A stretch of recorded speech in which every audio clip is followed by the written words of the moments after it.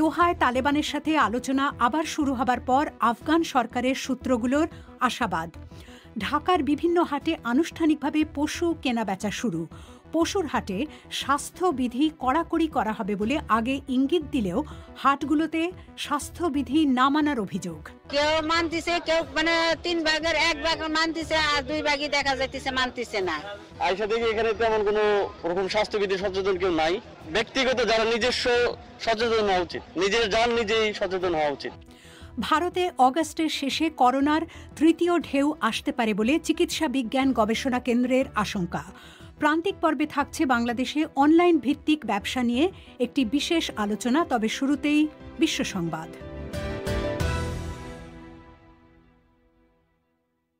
BBC Bangla বিশ্ব সংবাদ পড়ছে পুলক গুপ্ত। কাতারের রাজধানী দোহায় তালেবানের সাথে শান্তি আলোচনা আবার শুরু হবার পর আফগান সরকারের সূত্রগুলো আশাবাদ ব্যক্ত করেছে। দীর্ঘদিন অচলাবস্থায় থাকা এই আলোচনা আবার শুরু হয়েছে এমন এক সময় যখন তালেবান আফগানিস্তানের বহু জেলার নিয়ন্ত্রণ গ্রহণ করেছে এবং দেশটি থেকে আমেরিকান ও অন্যান্য বিদেশি সৈন্য প্রত্যাহারের পর দেশটির ভবিষ্যৎ নিয়ে উদ্বেগ তৈরি হয়েছে। তালেবান সম্প্রতি দ্রুত অনেক এলাকার দখল নেবার পর তারা সামরিক পথে সমস্যা সমাধানে আগ্রহী এ কথা অস্বীকার করছেন তালেবানের মুখপাত্র সুহেল শাহিন। তিনি বলছেন, অতীত অভিজ্ঞতার আলোকে তারা মনে করেন যে রাজনৈতিক পথে এগোনোই স্থায়ী সমাধানের একমাত্র পথ। আফগান সরকার পাকিস্তানের প্রতি আহ্বান জানিয়েছে যেন তারা সেদেশে আফগান কূটনীতিক ও তাদের পরিবারগুলোর নিরাপত্তা নিশ্চিত করে। শুক্রবার ইসলামাবাদে আফগান রাষ্ট্রদূতের কন্যার উপরে হামলা এবং অপহরণের ঘটনার পর আফগান সরকার এই বিবৃতি দিল। রাষ্ট্রদূতের কন্যা যে ট্যাক্সিতে ভ্রমণ করছিলেন তার ভেতরে ঢুকে পড়ে একজন পুরুষ তাকে মারধর করে এবং পরে জ্ঞান ফিরলে তিনি দেখেন যে তাকে একটি আবাসিক এলাকায় হাত পা বাঁধা অবস্থায় রাখা হয়েছে। আফগানিস্তানে সহিংসতা বৃদ্ধির পর দুদেশের মধ্যেকার সম্পর্কের অবনতি হয়েছে।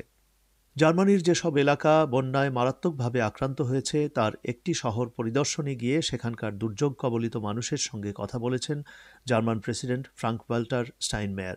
এরপস্টাড শহরে, যেখানে বন্যা ও ভূমিধসে বহু বাড়িঘর বিধ্বস্ত হয়েছে, সেখানকার পরিস্থিতি দেখতে গিয়ে তিনি বলেছেন যে যারা আত্মীয় ও বন্ধু হারিয়েছেন তাদের দুর্ভাগ্যে তিনি মর্মাহত।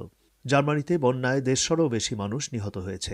বেলজিয়াম ও নেদারল্যান্ডসেও রাজনৈতিক নেতারা বন্যা কবলিত এলাকা পরিদর্শন করেছেন। পাকিস্তান বলছে এ সপ্তাহের আরও আগের দিকে একটি বাসে বিস্ফোরণে 9 জন চীনা নাগরিক সহ 13 জন নিহত হওয়ার ঘটনা তদন্তের জন্য চীন একটি তদন্তকারী দল পাঠিয়েছে। স্বরাষ্ট্রমন্ত্রী শেখ রাশিদ বলছেন, 15 সদস্যের এই চীনা দলটি পাকিস্তানি কর্মকর্তাদেরকে সাথে নিয়ে আপার কোহিস্তানের ওই স্থানটি পরিদর্শন করেছেন। পাকিস্তানের পক্ষ থেকে প্রথমে বলা হয়েছিল যে যান্ত্রিক ত্রুটির কারণে বাসটি সরু এক উপত্যকায় পড়ে গিয়েছিল। মোজাম্বিকে ইসলামী জঙ্গিদের সহিংসতা থেকে বাঁচতে যারা তানজানিয়ায় পালিয়ে গেছেন তাদের জোর করে দেশে ফেরত পাঠানো বন্ধ করার আহ্বান জানিয়েছে জাতিসংঘ। জাতিসংঘের শরণার্থী বিষয়ক সংস্থা বলেছে, তানজানিয়া প্রায় 10,000 শরণার্থীকে মোজাম্বিকে ফেরত পাঠিয়েছে। যারা সীমান্তবর্তী নদী পার হয়ে পালানোর চেষ্টা করছে, তানজানিয়া তাদেরকে ঢুকতে বাধা দিচ্ছে। টোকিওর রাস্তায় অলিম্পিকের বিরুদ্ধে প্রতিবাদের কয়েক ঘণ্টা পর ইন্টারন্যাশনাল অলিম্পিক কমিটির প্রধান টমাস বাখ জাপানিদের প্রতি আহ্বান জানিয়েছেন এই প্রতিযোগিতায় অংশগ্রহণকারী অ্যাথলেটদের স্বাগত জানিয়ে তাদের সমর্থন করার জন্য। মিস্টার বাখ বলেছেন, তিনি লোকজনের উৎকণ্ঠার কথা বুঝতে পারছেন, তবে করোনা ভাইরাস নিয়ন্ত্রণে কঠোর বিধিনিষেধ আরোপের মাধ্যমে তিনি তাদের আস্থা অর্জনের চেষ্টা করছেন। অলিম্পিক শুরু হবার 6 দিন বাকি এবং এর মধ্যে অলিম্পিক ভিলেজে 1 জন কোভিড রোগী শনাক্ত হয়েছেন। পরিক্রমা পরিবেশন করছি মানসী বড়ুয়া। শর্টওয়েভ এবং FM ছাড়াও অনুষ্ঠান শোনা যাচ্ছে সরাসরি অনলাইনে bbcbangla.com-এ। কোরবানির ঈদ উপলক্ষে আজ থেকে ঢাকার বিভিন্ন হাটে আনুষ্ঠানিকভাবে পশু কেনাবেচা শুরু হয়েছে। প্রথম থেকে বলা হয়েছিল করোনা মহামারীর উচ্চ সংক্রমণের মধ্যে এসব পশুর হাটে স্বাস্থ্যবিধি কড়াকড়িভাবে মেনে চলা হবে। কিন্তু কয়েকদিন আগে থেকে শুরু হওয়া দেশের অন্যান্য প্রান্তের হাটগুলোয় কোনো স্বাস্থ্যবিধি মেনে চলা হয়নি বলে গণমাধ্যমে খবর এসেছে। এমন পরিস্থিতিতে ঢাকায় আজ থেকে শুরু হওয়া পশুর হাটগুলোর অবস্থা কেমন ছিল তা নিয়ে ঢাকা থেকে সঞ্জনা চৌধুরীর প্রতিবেদন। ঢাকার সবচেয়ে বড় পশুর হাট গাবতলীতে কুরবানির পশু কিনতে পুরান ঢাকা থেকে এসেছেন রফিকুল ইসলাম। তার আপাদমস্তক সাদা পিপিইতে ঢাকা, মুখে রয়েছে মাস্ক, তার ওপর প্লাস্টিকের শিল্ড। আমি আসছি এখানে গরু কিনতে। এখানে যেহেতু ঢাকার বাইরে থেকে অনেকজন আসছে, যেমন বর্ডারের পাশে যেগুলা গ্রাম আছে, এই জন্য মানে প্রোটেকশন নিয়ে আসছে যাতে করোনা এখানে বেশি থাকবে। আইসা দেখি এখানে তেমন কোনো ওরকম স্বাস্থ্যবিধি সচেতন কেউ নাই। এটা আসলে ব্যক্তিগত যারা নিজস্ব সচেতন হওয়া উচিত। এখন হাট কর্মকর্তারা যত সচেতন হয় এটা কোনো ব্যাপার না, যেহেতু নিজের যান নিজেই সচেতন হওয়া উচিত। কুরবানির ঈদকে সামনে রেখে আজ থেকে ঢাকাসহ সারা দেশে আনুষ্ঠানিকভাবে হাট চালু হয়েছে। যদিও ঢাকার বিভিন্ন হাটে পশু কেনাবেচা শুরু হয়েছে আরও ৩-৪ দিন আগে থেকেই। ঢাকার ২ সিটি কর্পোরেশনের তথ্য অনুযায়ী ঢাকা মহানগরীতে মোট ১৯টি হাট বসানো হয়েছে। এসব হাটে পশু বেচাকেনা চলবে ঈদের দিন সকাল পর্যন্ত। প্রত্যক্ষদর্শীদের থেকে হাটের যেসব ছবি ও ভিডিও পাওয়া গেছে তাতে দেখা যায় বেশিরভাগ মানুষের মুখে কোনো মাস্ক নেই। সবাই গাদাগাদি করে চলাচল করছেন। প্রবেশপথগুলোয় হাত ধোয়া, স্যানিটাইজ করা কিংবা তাপমাত্রা পরীক্ষার কোনো ব্যবস্থা দেখা যায়নি। সাভার থেকে গরু কিনতে আসা এই ক্রেতাও একই কথা বললেন। আমার নাম তাহমিনা আক্তার। আমি সাভার গান্ডা থেকে আসছি। আমার হাজবেন্ড বাহিরে থাকে, এই জন্য আমি আসছি। কেউ মানতেছে, কেউ মানে 3 ভাগের 1 ভাগ মানতেছে, আর 2 ভাগই দেখা যাইতেছে মানতেছে না। হ্যাঁ, আরো একটু নজরদারি দিলে মনে হয় ভালো হয়। অথচ যখন লকডাউন শিথিল করে পশুর হাট বসানোর সিদ্ধান্ত নেওয়া হয়েছিল, তখন ২ সিটি কর্পোরেশনের পক্ষ থেকে বলা হয়েছিল যে তারা মাস্ক পরা, হাত ধোয়া, তাপমাত্রা পরিমাপ সহ সব স্বাস্থ্যবিধি কঠোরভাবে প্রয়োগ করবে। ইজারাদাররা শর্ত ভাঙলে ইজারা বাতিল করারও হুঁশিয়ারি দেয়া হয়। কিন্তু বাস্তবে গাবতলী-সহ ঢাকার অন্তত 4টি হাটে এরকম কোনো ব্যবস্থা ছিল না বলে প্রত্যক্ষদর্শীরা জানাচ্ছেন। হাটগুলোয় যে স্বাস্থ্যবিধি মানা হচ্ছে না সেটা স্বীকার করলেন ঢাকা উত্তর সিটি কর্পোরেশনের প্রধান স্বাস্থ্য কর্মকর্তা মোহাম্মদ জোবাইদুর রহমানও। আমি আজকে ওই সাইদনগর যে হাট সেটাতে আমি গেছিলাম, গিয়ে আমি দেখছি যে আপনি ঠিকই বলেছেন যে অনেক মানুষই মাস্ক পরছে না। বিশেষ করে গরু ব্যবসায়ী যারা এসছে তারা খুবই উদাসীন ভাবে বসে আছে। তাদেরকে আমরা বলছি যে তারা যেন মাস্ক পরেন এবং স্যানিটাইজিং এগুলো যেন পালন করে। জিনিসটা সবাই জানে, কিন্তু মানার ক্ষেত্রে এক ধরনের উদাসীনতা তো রয়েছেই। তো আমরা এগুলো ক্যাম্পেইনের মাধ্যমে এবং মানুষকে মাস্ক ডিস্ট্রিবিউশনের মাধ্যমে জিনিসগুলোকে আরো আওতায় নিয়ে আসবো আমরা। ঢাকার বাইরের চিত্র প্রায় একই রকম। বাংলাদেশে আজ প্রকাশিত জাতীয় দৈনিকে বিভিন্ন গ্রামীণ হাটের যেসব ছবি প্রকাশ হয়েছে তাতে দেখা গেছে যে হাটগুলোয় ছিল মানুষের ভিড় ও গাদাগাদি। যেখানে প্রতিদিন কোভিডে আক্রান্ত ও মৃতের সংখ্যা বাড়ছে, সেখানে লকডাউন শিথিল এবং এই হাট বসানোর সিদ্ধান্ত নিয়েই প্রশ্ন তুলেছেন জনস্বাস্থ্য বিশেষজ্ঞরা। সংক্রমণ পরিস্থিতির কারণে গত বছরের মতো এবারও পশুর হাট না বসানোর সুপারিশ করেছিল জাতীয় কারিগরি পরামর্শ কমিটি, কিন্তু কোনোবারই তা মানা হয়নি। এবার যে পরিস্থিতি তৈরি হয়েছে তাতে ঈদের পর সংক্রমণ পরিস্থিতির আরও অবনতি হবে বলে আশঙ্কা করছেন জনস্বাস্থ্য বিশেষজ্ঞ মাহফুজা রিফাত। জনসমাবেশ হওয়া মানেই সংক্রমণ বাড়বে, এটা বিজ্ঞান। যে ডেল্টা ভ্যারিয়েন্ট অনেক দ্রুত ছড়ায়, সেখানে আমরা জেনে শুনে এরকম একটা পরিস্থিতিকে মেনে নিয়েছি। আর পরবর্তীতে সংক্রমণে একটা যুক্ত থেকেই যায়, মানুষ আসছে, মানুষ যাচ্ছে। কোরবানির কারণে হোক, শহর ছেড়ে যাচ্ছে মানুষ, আবার গ্রামে নিয়ে যাবে, আবার গ্রাম থেকে নিয়ে আসছে। তো জেনে শুনেই যেহেতু লকডাউনটা শিথিল করা হয়েছে, এখন তাকে ঝুঁকি দেখা ছাড়া এবং ব্যক্তিগত পর্যায়ে স্বাস্থ্যবিধি মেনে নেওয়া ছাড়া আর কোনো পথ দেখি না আমরা। হাটগুলোতে স্বাস্থ্যবিধি মেনে চলার বিষয়টি এমন সময় সামনে এসেছে যখন করোনাভাইরাসে আক্রান্ত একজন বিশ্ববিদ্যালয় ছাত্রের মৃত্যুর ঘটনা নিয়ে অনেকেই সামাজিক যোগাযোগ মাধ্যমে আলোচনা করছেন। খবরে বলা হচ্ছে ওই শিক্ষার্থী একটি পশুর হাটে গিয়েই করোনাভাইরাসে আক্রান্ত হয়েছিলেন। ঢাকায় পশুর হাট নিয়ে সঞ্জনা চৌধুরীর প্রতিবেদন। ভারতের চিকিৎসা বিজ্ঞান গবেষণা কেন্দ্র বা ICMR বলছে, দেশটিতে অগাস্টের শেষ সপ্তাহেই করোনা সংক্রমণের ৩য় ঢেউ আসতে পারে। সেই সময় দৈনিক ১ লক্ষ মানুষ সংক্রমিত হতে পারেন বলেও আশঙ্কা প্রকাশ করেছে Indian council of medical research বা ICMR। এখনও পর্যন্ত মাত্র ৪০ কোটি মানুষ ভারতে করোনা ভাইরাসের টিকা পেয়েছেন। তাই কেন্দ্রীয় সরকারও মনে করছে বিরাট একটা জনগোষ্ঠীর সুরক্ষা নেই। ভারতের স্বাস্থ্য মন্ত্রণালয় সম্প্রতি যে তথ্য দিয়েছে তাতে দেখা যাচ্ছে ভারতীয়দের মধ্যে মাস্ক না পরার প্রবণতা ৭৪% বেড়েছে। কলকাতা থেকে আরও জানাচ্ছেন অমিতাভ ভট্টশালী। ICMR এবং লন্ডনের ইম্পিরিয়াল কলেজ যে যৌথভাবে গাণিতিক মডেল তৈরি করেছে তা থেকে গবেষকরা আশঙ্কা প্রকাশ করেছেন যে অগাস্টের শেষেই কোভিড সংক্রমণের ৩য় ঢেউ ভারতে আছড়িয়ে পড়তে পারে। ভাইরাসটির আরও মিউটেশন হলে পরিস্থিতি খুবই খারাপ হতে পারে বলেও মনে করছেন ICMR-এর গবেষকরা। ICMR-এর এই নতুন গাণিতিক মডেল নিয়ে সংস্থাটির মহামারী বিদ্যা বিভাগের প্রধান ডক্টর সমীরণ পান্ডা বলছিলেন, If the restrictions are not maintained now, they might experience a very high third wave. So if third wave happens, our modeling exercise shows. Doctor পান্ডার কথায় যদি বিধিনিষেধ না মেনে চলা হয় তাহলে খুবই বড়সড় তৃতীয় ঢেউ আসতে পারে। যে গাণিতিক মডেল তৈরি করা হয়েছে তাতে দেখা যাচ্ছে যে তৃতীয় ঢেউ সম্ভবত অগাস্টের শেষের দিকে দেখা দেবে। প্রথম বা দ্বিতীয় ঢেউয়ে যারা আক্রান্ত হয়েছিলেন তাদের মধ্যে কোভিড প্রতিরোধী ক্ষমতা ধীরে ধীরে কমছে। আবার প্রতিরোধ ক্ষমতাকে পাশ কাটিয়ে যাওয়ার জন্য ভাইরাসটি নতুন করে কোনো জিনগত পরিবর্তনও ঘটাতে পারে, কিন্তু তার মানে এই নয় খারাপ পরিস্থিতি হবেই, জানাচ্ছিলেন ডক্টর সমীরণ পান্ডা। বিধিনিষেধ না মানলেই তৃতীয় ঢেউ আছড়ে পড়ার যে আশঙ্কার কথা ডক্টর পান্ডা বলছেন, সেই একই কথা চিকিৎসক থেকে কেন্দ্রীয় সরকার সকলেই বলছে। কিন্তু কেন্দ্রীয় সরকারই আবার জানিয়েছে যে দেশে মাস্ক না পরার প্রবণতা ভীষণ বেড়ে গেছে। কেন্দ্রীয় স্বাস্থ্যমন্ত্রকের যুগ্ম সচিব লव अग्रवाल কথায়, ओवरऑल मास्क यूजेज जब हम रिजम्पशन ऑफ एक्टिविटीज कर रहे हैं उसमें भी कुछ हद तक प्रोजेक्टेड डिक्लाइन नोट किया जा रहा है, जहां -74% से। মিস্টার আগরওয়াল বলছিলেন, যখন স্বাভাবিক কাজকর্ম আবারও শুরু হচ্ছে নানা জায়গায়, তখন মাস্ক না পরার প্রবণতা চোখে পড়ছে। যে তথ্য পাওয়া যাচ্ছে তাতে দেখা যাচ্ছে যে মাস্ক পরার অভ্যেস 74% মানুষের কমেছে। এই পরিস্থিতিটা পাল্টাতে হবে, সেজন্য মাস্ক ব্যাপারটাকে সবার জীবনে নতুন স্বাভাবিক নিয়ম করে নিতে হবে, বলছিলেন লव अग्रवाल।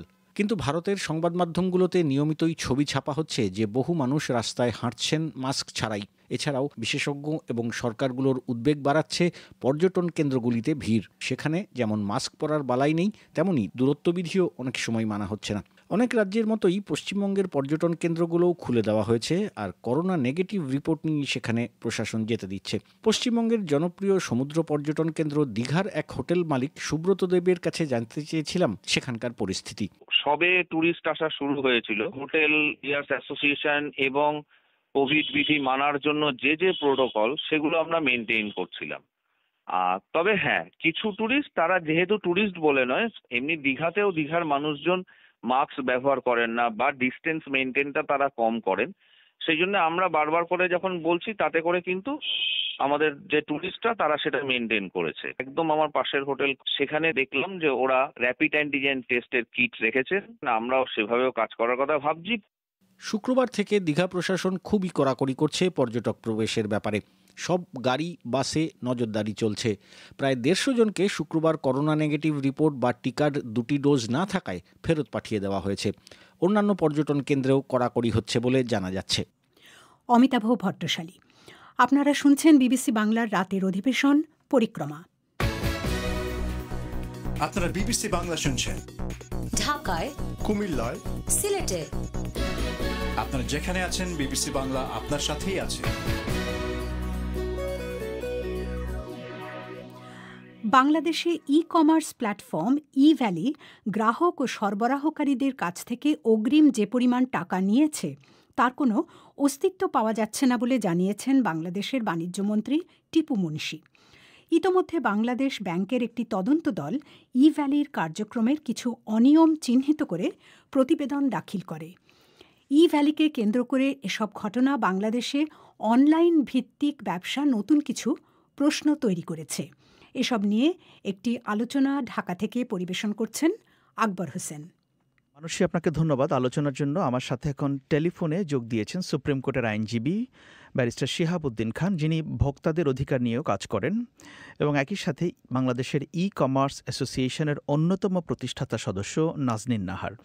আপনাদের দুজনকে অসংখ্য ধন্যবাদ আমাদের সাথে আলোচনায় যোগ দেওয়ার জন্য। শিহাবুদ্দিন খান, প্রথমেই আপনার কাছে আসি যে বাংলাদেশের একটি ই কমার্স প্রতিষ্ঠান যে ই ভ্যালিকে নিয়ে এখন যা চলছে এবং একটা অনিশ্চয়তা, অস্থিরতা তৈরি হয়েছে, এটি কি অর্থ বহন করে বাংলাদেশের ই কমার্স ব্যবসার জন্য?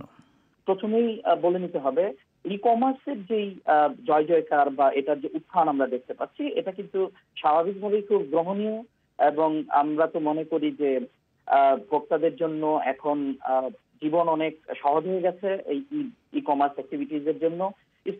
এর খুব রিসেন্ট উদাহরণ দিতে পারি আমরা, এই করোনা লকডাউনের সময় কিন্তু ই কমার্স বেস ভোক্তারা কিন্তু অনেকটুকু উপকৃত হয়েছে। এখন ইভ্যালি যেটা করছে সেটা আপনি প্রতিনিয়ত দেখতে পাচ্ছেন যে অর্ধেক দামে এবং অনেক ক্ষেত্রে তারও কম দামে কিন্তু ভোক্তাদেরকে বা যারা ক্রেতা তাদেরকে তারা প্রলুব্ধ করে বিজ্ঞাপন দিচ্ছে এবং বিজ্ঞাপন দিয়ে তারা বাজারে কিন্তু ইতিমধ্যে সাড়া ফেলেছে এবং এর মধ্যে আমি একটু আগেই বলেছি 40-44 লাখের উপরে গ্রাহক কিন্তু তাদের সাথে সংযুক্ত হয়েছে। কিন্তু আমরা রিসেন্ট বাংলাদেশ ব্যাংকের একটি তদন্তের কার্যক্রমের মধ্যে দিয়ে কিন্তু কিছু আনইমাজিনেবল কিছু ফ্যাক্টস এন্ড সার্কামস্ট্যান্সেস কিন্তু আমরা আপনার কাছে আবারও আসবো। হ্যাঁ মিস্টার খান, আপনার কাছে আবারও আসবো। আমি একটু নাজনীন নাহারের কাছে জানতে চাই যে শিহাবুদ্দিন খান যেটি বলছিলেন যে 44 লাখ গ্রাহক নানাভাবে ই ভ্যালির সঙ্গে যুক্ত হয়েছে একটি ই কমার্স প্রতিষ্ঠান। বাংলাদেশে আরও বহু ই কমার্স প্রতিষ্ঠান আছে এবং এই কোভিডের সময় গত 1.5 বছরে প্রচুর সেখানে একটা সম্ভাবনা দেখা দিয়েছে বলে অনেকে বলছেন। তো বাংলাদেশের আসলে মানুষজন যারা ভোক্তা পর্যায়ে তারা এর সঙ্গে কিভাবে জড়িত হচ্ছে, মানে এই সংখ্যাটা কত বড় নাজনীন নাহার, টোটাল ই কমার্সের কথা যদি বলি বাংলাদেশে? অসংখ্য ধন্যবাদ। আমি ফার্স্টে একটু যদি বলি যে সংখ্যাটা এখন যদি আপনি বলেন যে আমাদের গত 1 বছরে আমাদের সেলসটা কিন্তু প্রায় 70 থেকে 80% বেড়েছে এবং প্রতিদিন 1,60,000-এর বেশি কিন্তু ডেলিভারি হচ্ছে। এবং আপনি যদি দেখেন যে এবং এই পণ্য ক্রয় বিক্রয় মাত্র 8-10 মাসের হিসাবে 30,000 কোটি মূল্যের পণ্য কিন্তু ক্রয় বিক্রয় হয়েছে এবং 5 লাখের বেশি এফ কমার্স এন্টারপ্রেনার আমাদের দেশে কিন্তু এই মুহূর্তে আছে যারা কাজ করছে ফেসবুক কমার্স নিয়ে। তো যদি আপনি এঙ্গেজমেন্টের কথা বলেন সেটা কিন্তু দারুণভাবে গত এক বছরের অধিককাল সময়, বিশেষ করে প্যান্ডামিকের সময়ে কিন্তু এফ কমার্স এবং ই কমার্সের সাথে মানুষের ইনভলভমেন্টটা অনেক বেড়েছে, নির্ভরতাও বেড়েছে এবং আমি বলবো বিশ্বাসের জায়গাটাও হ্যাঁ শক্তিশালী হয়েছে। আবার কিছু দুর্বলতাও আছে, থাকবে না যে তা না। এটা একটা বিজনেস, যখন আমি যদি বলি আমাদের দেশে ই কমার্সটা কিন্তু এখনো নিউ বিজনেস, মাত্র পলিসিটা সেদিন ডেভেলপ হলো। 2014 সালে ই ক্যাবের যাত্রা শুরু, আর এই 7 বছর মাত্র 8 বছর সময়কালের মধ্যে কিন্তু আমরা একটা পলিসি পেয়েছি। তো আমরা যদি বলি যে এঙ্গেজমেন্টটা বাড়ার জায়গায় আমি বলবো যে সেটা আমরা যতটা আশা করেছিলাম এর চেয়েও বেশি কিন্তু এঙ্গেজমেন্ট আমাদের হয়েছে। অর্ডারের যে জিনিসটা ছিল আগে শুধু ঢাকায় 20% ছিল, এই গত প্যান্ডামিকের এই সময়টাতে এটা কিন্তু বেড়ে দাঁড়িয়েছে 40%-এর উপরে এবং এই মুহূর্তে কিন্তু আমাদের প্রায় 8.4 মিলিয়ন কিন্তু ফেসবুক ইউজার আছে যারা কোনো না কোনো ভাবে কিন্তু আমাদের এই ই কমার্সের সাথে জড়িত হচ্ছেন। আপনি কিছু দুর্বলতাও আছে বলছিলেন, এই দুর্বলতাগুলো ঠিক কোথায় আছে বা কেন এই দুর্বলতাগুলো? আচ্ছা, আমি দুর্বলতার জায়গায় বলবো যে দেখেন একটা নিউ বিজনেস, ই কমার্স ইন্ডাস্ট্রিটা আমাদের দেশে নিউ। যখন একটা জিনিস শুরু হয় টিদিং প্রবলেমও কিন্তু একটা থাকে, আমরা অভ্যস্ত হচ্ছি এবং এই মুহূর্তে কিন্তু ক্রেতারা ওই যেটা শেফ সাহেব বলেছিলেন যে ক্রেতারা চটকদার বিজ্ঞাপনেও মুগ্ধ হয়ে যাচ্ছেন বা নিচ্ছেন।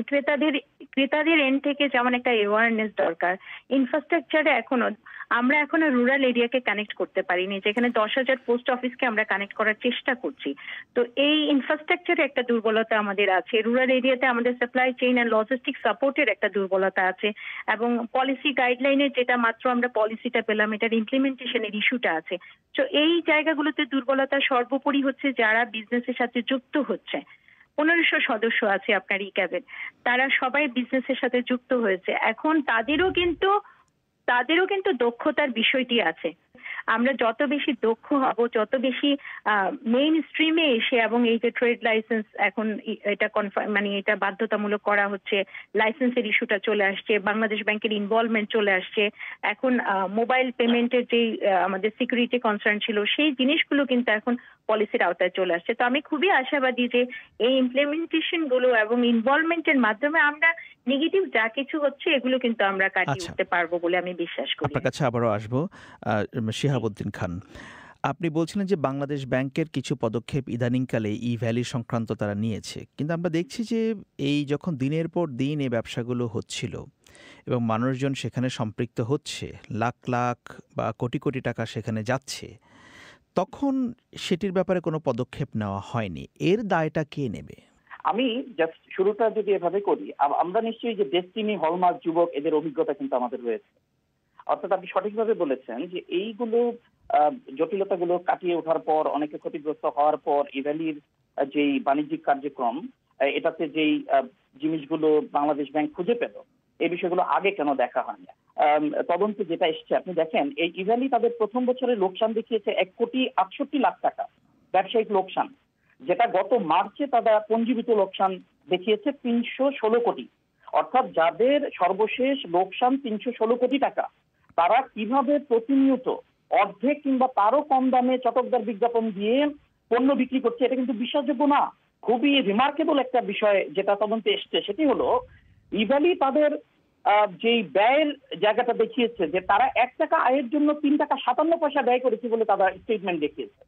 আপনি তাহলে দেখেন এই জায়গায় ক্লিয়ারলি যে জিনিসটা আসলো, আমরা ইকোনমিক্স অথবা আইনের ভাষায় যেটাকে বলি, দে আর বেসিক্যালি অপারেটিং আ পঞ্জি স্কিম। আমরা যেটাকে পঞ্জি স্কিম বলি, যেই স্কিমের মধ্যে বেসিক্যালি আর্লিয়ার যিনি পে করেছেন তাকে লেটার যিনি পে করেন তার টাকা দিয়ে সন্তুষ্ট করার একটি প্রক্রিয়া। এই যে আপনি বলেছেন যে এরকম একটি অপারেশন শুরু হওয়ার পর গভর্নমেন্টের বিভিন্ন এজেন্সি কেন দেখলো না? বাংলাদেশে একটা আইন রয়েছে, প্রতিযোগিতামূলক আইন, এটা 2012 সালের আইন।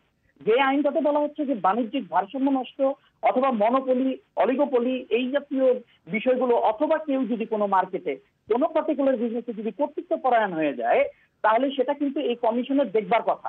এই যে মানুষ এত এত টাকা দিল, এখন তাদের নানা রকম অ্যাক্টিভিটিতে যে একটা বাধা এসেছে, বা তারা তো ব্যবসাটা আর সেভাবে করতে পারবে না যেভাবে তারা কার্যক্রম পরিচালনা করছিল, নানা রকম বিধিনিষেধ দেওয়া হয়েছে। এখন মানুষের টাকা যে চলে গেল তাদের কাছে, এই টাকা তারা কিভাবে ফেরত পাবে, বা আদৌ কি পাবে? এটার আইনগত প্রতিকার কি হবে? আমি কিন্তু এই জায়গাটাই অ্যাড্রেস করছিলাম যে আমার ভয় হচ্ছে, বা আমার মনে হয় যে গ্রাহকদেরও ভয় হচ্ছে, যে ডেস্টিনি হলমার্ক যুবক কিন্তু যখন তারা আপলিফটিং এ ছিল তখন কিন্তু সবাই খুশি মনে এটার সাথে এঙ্গেজ হয়েছিল।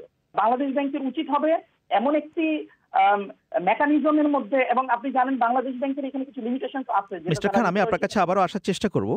আমি একটু নাজনীন নাহারের কাছে জানতে চাই যে আপনাদের এই যে ই কমার্স যে ব্যবসাটা সার্বিকভাবে, এটা নিয়ে আপনিও বলেছেন, এবং এখনও ভোক্তাদের নানা রকম কমপ্লেইন আছে যে তারা যে রকমের পণ্য দেয় সেটা ডেলিভারি পায় না, এক পণ্য দিয়ে আরেক পণ্য পায়, কোয়ালিটির নানা সংকট এখানে আছে আর কি। এখানে ভোক্তারা আসলে কিভাবে তাদের অধিকারটাকে সুরক্ষা করতে পারে?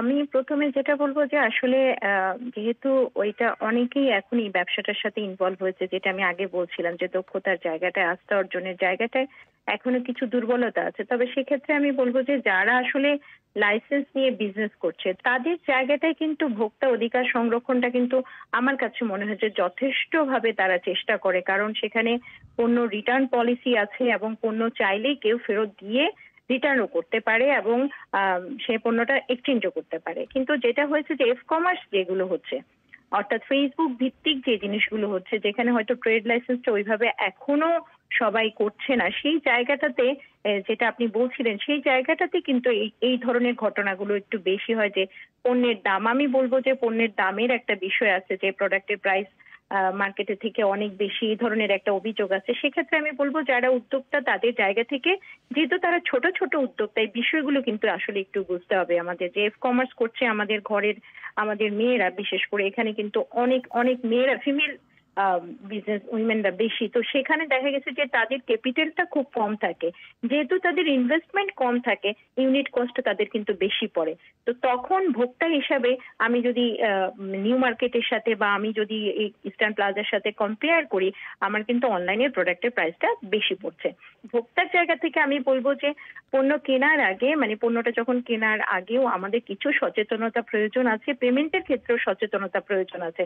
যখনই আপনি একজন ভোক্তার জায়গাটা থেকেও কিন্তু আমি একটা টাকা পে করব, আমি আমার ক্রেডিট কার্ড থেকে একটা পেমেন্ট ট্রান্সফার করছি, আমি মোবাইল থেকে একটা টাকা ট্রান্সফার করছি, আমার কিন্তু একটুখানি এটাকে যাচাই বাছাই করা, এই জিনিসগুলোর জায়গায় মনে হয় যে আমাদেরও একটু সচেতনতাটা আছে। তবে আমি বলবো যে যারা সত্যিকার অর্থে সব নিয়ম কানুন মেনে যারা সত্যিকার অর্থে কমার্সটা করছে, তারা কিন্তু ক্রেতাদের এই দিকগুলোতে খেয়াল রাখেন। তবে এখনো বলবো যে দুর্বলতা আছে, কাটিয়ে ওঠা সম্ভব। একটা ঘটনা দিয়ে তো আমি আসলে পুরো ইন্ডাস্ট্রিটাকে বলতে পারি না। শিহাবুদ্দিন খান, যেটি নাজনীন নাহার বলছিলেন যে ভোক্তাদেরও কিছু রেসপন্সিবিলিটি বা দায়িত্ব আছে, যে তারা কোথায় টাকাটা দিচ্ছে বা কি পারপাসে কেন দিচ্ছে টাকাটা, সেটাও তাদের বুঝতে হবে বা বোঝা উচিত। বাংলাদেশের ভোক্তাদের যদি সেই সচেতনতা না আসে, তাহলে আপনি আইন দিয়ে বা কিংবা নানা রকম পদক্ষেপ নিয়ে সেটা কতটা ঠেকানো যাবে? এন্ড অফ দ্য ডেতে কিন্তু যারা বিনিয়োগ করেন বা যারা টাকা দেন, তারা কিন্তু টাকা ফেরত পান না, আলটিমেটলি ক্ষতিগ্রস্ত কিন্তু তারা হন। আপনি দেখেন এই আগেও যতগুলো হয়েছে, স্ক্যান্ডাল হয়েছে, এই সবগুলোতে কিন্তু একই রকম হয়েছে। কারণ এখানে আপনি ভোক্তা অধিকার আইনে, আমি আমার ব্যক্তিগত অভিজ্ঞতায় যতটুকু কাজ করেছি, যে যেই ফরম্যাটে ইভ্যালি বা এই জাতীয় প্রতিষ্ঠানগুলো, আমি কিন্তু একটা বিষয়ে নাজনীন আপার সাথে আমি একমত, সেটা হচ্ছে যে ই কমার্সের যে ফ্লরিশমেন্টটা, দিস ইজ অ্যাবসলিউটলি পজিটিভ। অর্ধেকের কমে দাম দেখে যিনি প্রলুব্ধ হয়ে টাকা দিলেন, এই টাকাটা যখন একটা কোম্পানি ব্যাংকরাপ্ট হয়ে ফেরত দিতে পারবে না, এই জায়গায় মধ্যবর্তী কিন্তু দোষটা কারণ না, এই জায়গায় কিন্তু ওই জায়গায় সচেতনতার প্রশ্নটা আসছে। অর্থাৎ আমি পণ্যটা যে লাভের জন্য ক্রয় করছি, এটার আলটিমেট কনসিকুয়েন্স কি হতে পারে, এটা নিয়ে কিন্তু একটা ভাবার বিষয় আছে। যদিও ভোক্তা অধিকার আইনে বলা হচ্ছে যে কোনো পণ্য বা সেবা বিক্রয়ের উদ্দেশ্যে অসত্য বা মিথ্যা বিজ্ঞাপন দ্বারা ক্রেতা সাধারণকে প্রভাবিত করা এটা একটি অপরাধ। কিন্তু আমরা তো এই যে 44 লাখ মানুষ যারা এই যে এত বিশাল অফার দেখে তারা এই টাকা জমা করছেন, এই বিষয়টা তো আমরা কিন্তু সত্যিকার অর্থে কিছু সচেতনতার অভাব দেখতে পাচ্ছি। এখন এই সমস্ত টাকা উদ্ধারের জন্য তারা কতটুকু নিজেদেরকে প্রস্তুত করতে পারবেন বা জটিলতার মধ্যে নিজেদেরকে নিতে পারবেন, এগুলোও কিন্তু প্রসঙ্গ থেকে যায়। মিস্টার খান, এই যে আপনি বলছেন যে গ্রাহকরা কতটুকু আসলে আইনগত পদক্ষেপ নিতে পারবে, সেটার চেয়ে বড় প্রশ্ন, এই ধরনের পরিস্থিতিতে সরকার কি কোনো হেল্প করতে পারে গ্রাহকদের তাদের ক্ষতি পুষিয়ে আনার ক্ষেত্রে? যে ইতিমধ্যে একটি ভালো সংবাদ আছে, সেটি হচ্ছে বাংলাদেশ ব্যাংকের তদন্ত প্রতিবেদনের পর বাণিজ্য মন্ত্রণালয় কিছু তারা নির্দেশনা দিয়েছে ইতিমধ্যে, এবং তারা একটি নীতিমালা প্রস্তুতের কথা বলেছে। আমি মনে করি এই নীতিমালা প্রস্তুতটা শুধুমাত্র এই সভার সিদ্ধান্তের মধ্যে না থেকে অনতিবিলম্বে, মানে উইদাউট এনি ইনঅর্ডিনেট ডিলে, এই নীতিমালা একটা করতে হবে। এবং এখন আপনি জানেন যে বাণিজ্য মন্ত্রণালয় একটা নির্দেশনা দিয়েছে যে যিনি ক্রেতা বা গ্রাহক টাকা জমা করছেন, এই টাকাটা ততক্ষণ পর্যন্ত ক্লিয়ারেন্স পাবে না যতক্ষণ পর্যন্ত উনি পণ্যটা বুঝে পাচ্ছেন। অর্থাৎ এটা কিন্তু ইভ্যালির ক্ষেত্রেও এই মুহূর্তে প্রযোজ্য হবে না, কিন্তু যারা অলরেডি টাকা খরচ করে ফেলেছেন তাদের ক্ষেত্রে কি হবে? এক্স্যাক্টলি, এই জায়গায় কি হবে, এটা কিন্তু একটা গ্রে এরিয়া। এই যে শ্যাডো লাইনটা, আমার মনে হয় যে গভর্নমেন্টের যে মেকানিজম গুলো আছে, প্রয়োজনে ইভ্যালিকে ফেয়ার বিজনেস করার সুযোগ দিয়ে তাদের নেট সম্পদ বা তাদের যারা ডিরেক্টর আছেন তাদেরও ব্যক্তিগত সম্পদ প্লাস অন্যান্য ব্যবসায়িক মেকানিজমে কিভাবে এই বিষয়টির মার্জিনালাইজ করা যায়, আমার মনে হয় বাণিজ্য মন্ত্রণালয়কে এই বিষয়টা আলাদা করে হলেও দেখতে হবে। আদারওয়াইজ কিন্তু আপনি কিন্তু ডেস্টিনি হলমার্ক যুবকের সময়, আমি বলছি না যে ওই জায়গায় যাচ্ছে, কিন্তু যাদের দেনা 403 কোটি টাকা এবং সম্পদ মাত্র 65 কোটি টাকা, এই জায়গায় যাওয়াটা কিন্তু আমরা অস্বাভাবিক মনে করছি না। আচ্ছা, অনেক ধন্যবাদ। এই ক্ষেত্রে আমি মনে করি বাণিজ্য মন্ত্রণালয়ের অনতিবিলম্বে ওই নীতিমালা প্রণয়ন করে আমার মনে হয় যে ফেয়ার বিজনেসের সুযোগ দিয়ে কতটুকু নিশ্চিন্ত করতে পারেন এই যে গ্রাহকরা যারা দুশ্চিন্তার মধ্যে আছেন, এটাই এখন আসলে দেখার বিষয়। জি, অনেক ধন্যবাদ আপনাকে শিহাবুদ্দিন খান, এবং একই সাথে নাজনীন নাহার, আপনাকেও ধন্যবাদ জানাচ্ছি। আমাদের হাতে নির্ধারিত সময় শেষ হয়ে গেছে। ধন্যবাদ আকবর। ই ভ্যালিকে কেন্দ্র করে বাংলাদেশে অনলাইন ভিত্তিক ব্যবসা নিয়ে যেসব প্রশ্ন উঠেছে তার উপর শুনছিলেন একটি বিশেষ আলোচনা, পরিবেশন করলেন আকবর হোসেন। শেষ করার আগে সংবাদ শিরোনাম। কাতারের রাজধানী দোহায় তালেবানের সাথে শান্তি আলোচনা দীর্ঘদিন অচলাবস্থার পর আবার শুরু হবার পর আফগান সরকারের সূত্রগুলো আশাবাদ ব্যক্ত করেছে। তালেবান সামরিক পথে সমস্যা সমাধানে আগ্রহী, একথা অস্বীকার করেছেন তালেবানের একজন মুখপাত্র। জার্মানির যেসব এলাকা বন্যায় মারাত্মকভাবে আক্রান্ত হয়েছে তার একটি শহর পরিদর্শনে গিয়ে সেখানকার দুর্যোগ মানুষের সঙ্গে কথা বলেছেন জার্মান প্রেসিডেন্ট। জার্মানিতে বন্যায় 150-এর বেশি মানুষ নিহত হয়েছে। ঢাকার বিভিন্ন হাটে আনুষ্ঠানিকভাবে পশু কেনাবেচা শুরু হয়েছে। পশুর হাটে স্বাস্থ্যবিধি কড়াকড়ি করা হবে বলে আগে ইঙ্গিত দিলেও হাটগুলোতে স্বাস্থ্যবিধি না মানার অভিযোগ উঠেছে। ভারতে অগস্টের শেষে করোনা ভাইরাসের তৃতীয় ঢেউ আসতে পারে বলে চিকিৎসা বিজ্ঞান গবেষণা কেন্দ্র আশঙ্কা প্রকাশ করেছে। তারা বলছে সেই সময় দৈনিক 1 লক্ষ মানুষ সংক্রমিত হতে পারে। বিবিসি বাংলা থেকে আমাদের পরবর্তী অনুষ্ঠান প্রবাহ শুনবেন আগামীকাল বাংলাদেশের সময় সন্ধে 7:30 আর ভারতে সন্ধে 7টায়। সে অধিবেশন শোনার আমন্ত্রণ জানিয়ে এবং সবাইকে প্রীতি জানিয়ে বিবিসি লন্ডন স্টুডিও থেকে আজকের মতো বিদায় নিচ্ছি আমি মানসী বড়ুয়া।